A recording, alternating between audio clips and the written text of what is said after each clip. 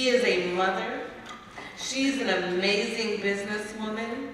She has experienced challenges like no other. The woman that's coming to the stage is Miss Akbar-Abdullah. China is an amazing mother, a wife, a real estate agent, personal trainer, and is very successful at bodybuilding. She has been on the top of her game and does not shy away from achieving every goal and overcoming every challenge that has come in her way. She's an amazing example of resilience and fortitude. Please help me welcome to the stage Miss Akbar-Abdullah.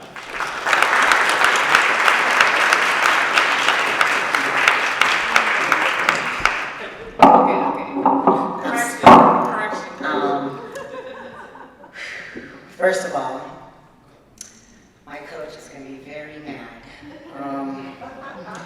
Between the alcohol and the food, I'm supposed to go on stage in 4 weeks, and that just took a week out from tonight, so thank you and more.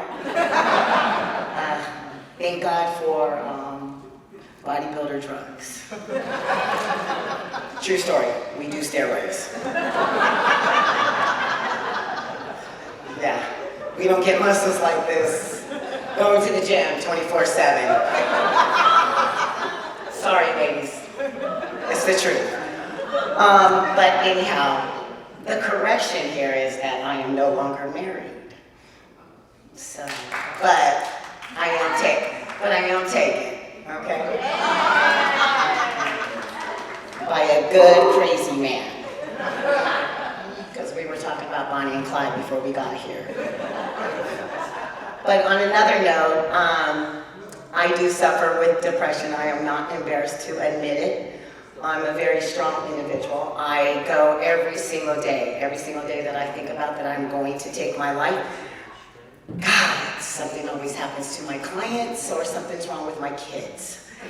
And so I take a step back and say, you know what, it's not all about me, it's about raising my children, about taking care of my children. I'm definitely not a quitter. I compete against my children every single day. I don't know if you guys ever play your kids with Monopoly, Yahtzee, or go outside and run. I'd be damned if my kids beat me, because if they beat me and I let them win, then they think they're going to be able to beat the world. I refuse to let my kids beat me. That's why I look the way I look, and I'm educated the way that I am educated. So I tell my daughter that I will go back to school and graduate the same time that she graduates, just to get another degree. But I am asking somebody to borrow their readers, because I do need to read a suicide letter that I found 3 weeks ago that I had no recollection that I wrote. So if you guys know anybody who has attempted suicide, suicide is very real. I was going to take my life. It is June 15, 2019. I'm not very proud of it, but what I can say is the day that it started at 6 o'clock in the morning. And my story is very true, and the strongest people always fall the hardest. And I don't know if you guys understand that, but we do. I'm always there for anybody. I don't care if you are a homeless person. I don't care who you are. If I have a bedroom in my house, my home is open to you. Because I know how it feels not to have a home. If my mother says, let's go camping, that means we are getting ready to be what, Eddie? I'm about to be broke or living in a U-Haul. So I will never let anybody go without. I don't care how mean you are or how selfish you are. My home is always open to you. But I wanted to go a different way with this letter and, with my speech, I'm sorry, because I thought I was just going to get up here and just say thank you and just walk off stage and be cute and do my thing, because that's what I do. I've learned to go out all by myself. I've learned to pamper myself, and I've learned to love myself over these years. I truly love the hell out of myself. Call me selfish, call me whatever you want to call it, but if I am not selfish, I'm not going to be right for my children. I will never be right for them. And that's why I became a selfish person, so I could get myself right again. And I'm not ashamed of it.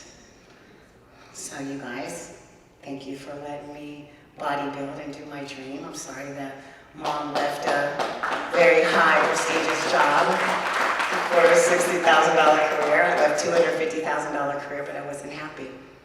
But you guys are my role models, okay? But I am going to read a letter that I did find 3 weeks ago when I did have an anxiety attack. I really did. I still fall. I really do. 3 weeks ago, I had an anxiety attack, and I actually tore my house up. I said before I try to commit suicide, I will burn my house down. And that's what almost happened. But this letter was wrote in 2019, June 15th, I'm sorry. I sit here and I watch Malaysia smile and laugh. My son came home and had a bad day. My other son, Clayton, excited about losing weight, and Malika, worrying always about math honors. And they have no idea of my pain. Today, Malaysia, which is my baby, my 12-year-old, saw me cry. But today will be my last day here. I don't think I need to be here anymore. My husband has hurt me, and he has verbally killed me. Please understand that I'm hurting, and I no longer can stay here and hurt anymore. Life to me has no value. The cats are around me, and they know I'm done. I can't bear to see my children go without nothing. I have life insurance. They will be able to have that. I don't want to struggle anymore. My husband refuses to talk to me. He keeps saying I have slept with several men, when in fact that he was the one who started another family with somebody else. He keeps saying, several men when I told him who I was with, but yet he throws it in my face. What really killed me was my heart was deeply broken. Please, my children, don't hate. Just know that I'm at peace now. I'm sorry I had left you, but you're better off with Greg, which is their stepfather. Well, my ex-husband, my first. He's hard, but he loves you. I hope and pray Malaysia will be with you, because Anthony won't be able to take care of her. This is his fault, and I die hating him for not loving me. I have only loved one man, and that was Anthony. I loved him more than life. Please forgive me, my children. I love you all deeply. Malik, Malika, Clayton, Malaysia. Mom was not strong enough to hold on to you. Yeah.